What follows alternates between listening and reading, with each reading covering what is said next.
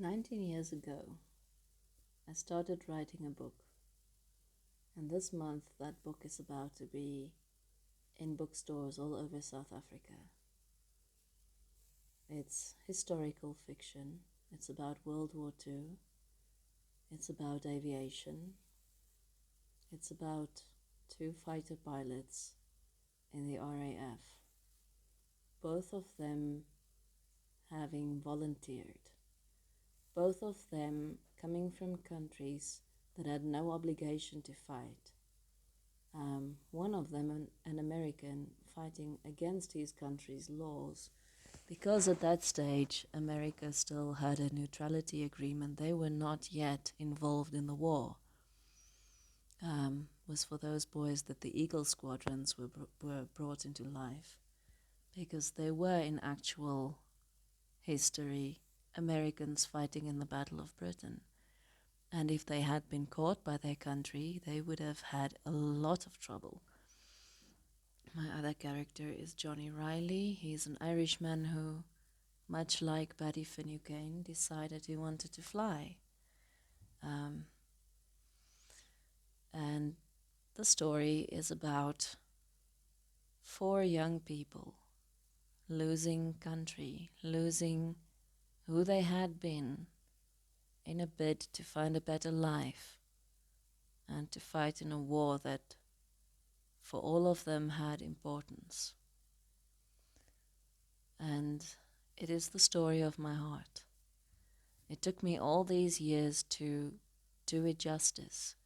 I started on it before I turned 16. I wrote 3 drafts by the time I was 19, and then I put it away in a drawer because I knew I wasn't old enough to tell the story properly. I went away to university. I studied communication with a major in creative writing. I wrote some stuff under my maiden name. I got short stories published in a little Afrikaans collection, which became a bestseller and made some decent money. And then I spent the last couple of years of my life being a performance horse trainer, until I broke myself so definitely that it became the end of my career. And in December 2022, as I was realizing that it was coming to a close, that book re-emerged. And there's a story behind that. One of my students is an exceptional girl. She's the only one who I kept coaching. She moved with me when I retired. And she's incredibly special to me. She's also now a published author, and I'll tell you more about her. She's really good, and I do recommend you read her books. But I'm losing track of the subject. So Genevieve, at that stage, wanted to start writing, and I had the training, and I was encouraging her. And I said, well, you can read my cringe, and I'll read yours, and we don't have to be shy about what we've written. And so she read it, and she became obsessed. She instantly loved Johnny Riley. And I reread it, and I thought, this is so bad, but the story is there. And they started to haunt me all over again. And so in just under 1 month, I rewrote A Tale of Wild Geese, just under 100,000 words. And my husband got involved. He got on the research.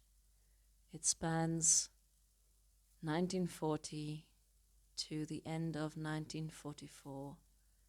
And it tells a story of love, a story of wild geese, the story of leaving who you used to be, of losing country and the identity of who you had been, and weaving a life in a place that you had not imagined you could be. It's a story about forgiveness and second chances and clinging to love and flying. A love of aviation, a love of the blue sky and clouds from above. And It's a year old now, this book of mine, as a published book. I did everything. I designed the cover, I wrote it, and I self-published because after all these years of waiting, almost 20 years, I was not going to sign off creative rights to this book of mine. The vision had been with me too long. I had published traditionally, and I felt no particular pride in that book. This one is all mine. No touchy. And it is now finally with one of the larger distributors, and you will soon find it on the shelves of the big bookstores all through South Africa. And if you want to buy it internationally, it is on KDP, and I'd like to show it to you. It also has a sequel, A Place to Land. So this is A Tale of Wild Geese, written by me, cover illustrated by me, and loved by me, and quite a few other people. You are more than welcome. I've got the bulk of my reviews on my Facebook page.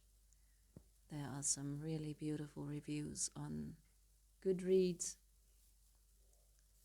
And yeah, if you like aviation, if you would like to read about the few boys who faced the Luftwaffe above England, and a boy who faced the Japanese Air Force above the Pacific, and a girl who wove a life in a place she never intended to be,